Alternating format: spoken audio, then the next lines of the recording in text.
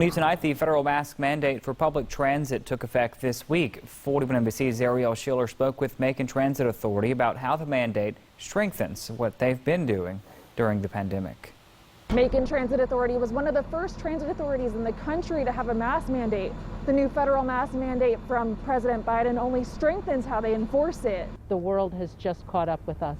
The president signed the executive order on January 21st. It forces anyone who uses public transportation to wear a mask. Jamie Gaudet, public information officer for MTA, says they created a COVID plan in March involving cleanings and temperature checks, and they began their mask mandate in April. She says the new mandate is more clear on what kind of face covering people have to wear. They can no longer have scarves or bandanas or things like that. It has to be a regulation mask.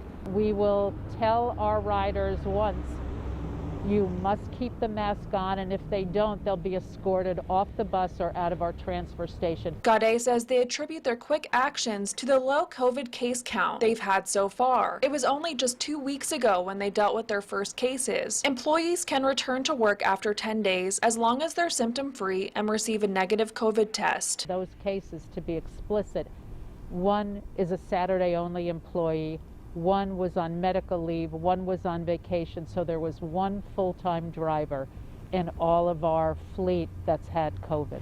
Janie Wells is a route supervisor for MTA. She explains what it means to her that they've been able to keep COVID cases low throughout MTA. It makes me feel wonderful because I need to work, and I know all the rest of them need to work, and I want to be safe, and I want our passengers to be safe. Rosa Barrow rides the bus regularly and says she has no problem with wearing a mask on the bus. I feel safe. You got to do something, because we don't know. Somebody might sneeze or cough, and you never know who got the virus. Wells says the mask mandate is ultimately about keeping everyone safe from the virus. We're not trying to be so forceful and, aggravating about it, but we want everybody to stay safe. In Macon, Ariel Schiller, 41 NBC News.